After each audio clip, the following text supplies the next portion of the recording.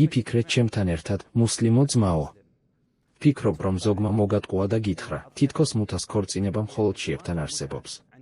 ხშირად გესმის სიტყვები, მუთას შვილები, მუთას ხალხი და მსგავსი გამონათქვამები. ძვირფასო ძმაო, იცოდი თუ არა, რომ მუთას ქორწინების საფუძველი არსებობს საჰიჰ ალ-ბუხარიშიც და საჰიჰ მუსლიმშიც. მუსლიმებს შორის არ ყოფილა უთანხმოება თავად ამ ქორწინების საფუძველზე. უთანხმოება მხოლოდ ერთ საკითხშია, ეს ქორწინება გაუქმდა თუ არა. თუ მსჯელობთ, აქ ვიმსჯელოთ.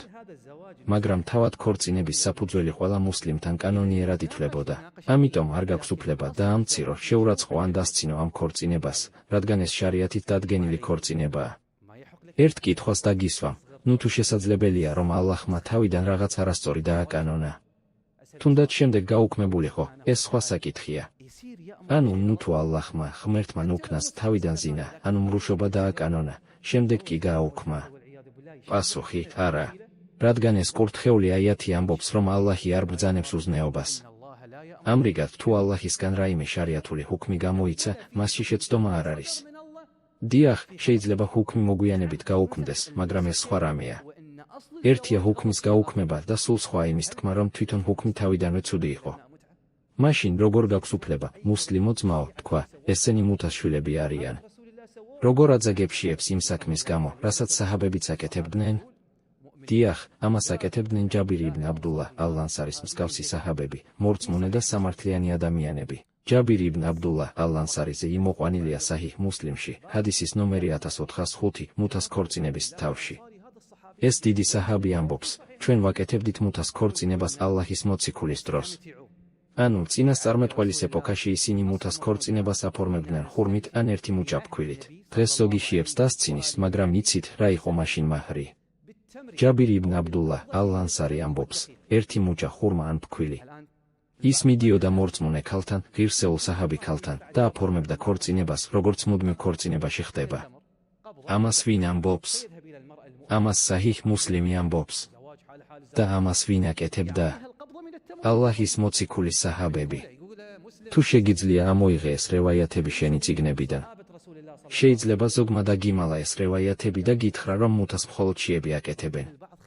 მაგრამ ეს ადამიანი ხომ საჰაბია. ის აგრძელებს, ჩვენ ვაკეთებდით მუთას ქორწინებას წინასწარმეტყველის დროს ერთი მუჭა ხურმითა და ფქვილით. დღეს ზოგი ამბობს, ეს ქორწინება მხოლოდ ერთი დღითაა. მაშინ შეგიძლია საჰაბებიც დაამცირო. თუ საჰაბები არიან ისინი, ვისგანაც რელიგია მივიღეთ, როგორ შეიძლება მათი დაცინვა? მათ შორის იყვნენ ისეთი დიდებულები, როგორიცაა ჯაბირ იბნ აბდულლა ალ-ანსარი და სხვები.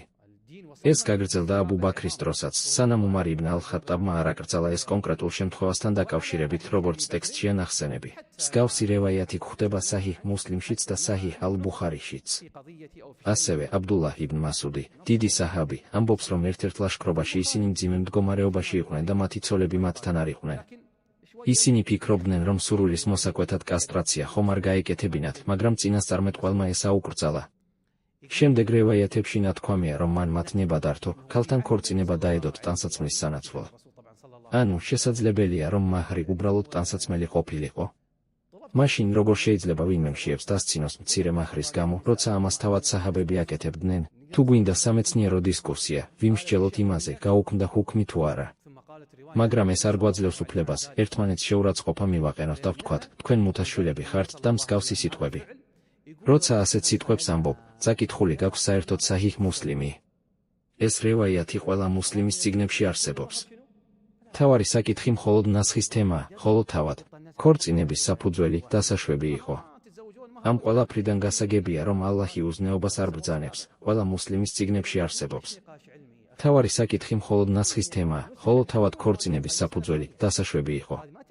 ამ ყველაფრიდან გასაგებია, რომ ალლაჰი უზნეობას არ ბრძანებს. არ არსებობს ისეთი შარიათული ჰუქმი, რომელიც ალლაჰმა დააკანონა და რომელიც თავისთავად ბინძური ან სამარცხვინო იყო. ჰუქმის გაუქმება ერთი რამეა. მაგრამ იმის თქმა, რომ ალლაჰმა თავიდანვე ცუდი ჰუქმი დააკანონა, შემდეგ კი გააუქმა, ეს მიუღებელია. ამიტომ სანამ ერთმანეთს დავამცირებთ ან შეურაცხყოფას მივაყენებთ, ჯერ წავიკითხოთ და ვნახოთ ის საჰაბები, რომლებსაც ჩვენ ალლაჰის მოციქულის თანამგზავრებად მივიჩნევთ და რომელთა სიმართლეშიც ეჭვი არ შეგვაქვს. სწორედ მათ, მაგალითად ჯაბირ იბნ აბდულლა ალ-ანსარის გადმოგვცეს რელიგია. ისინიც აკეთებდნენ ამას და ქალებიც, რომლებთანაც ქორწინდებოდნენ, საჰაბი ქალები იყვნენ.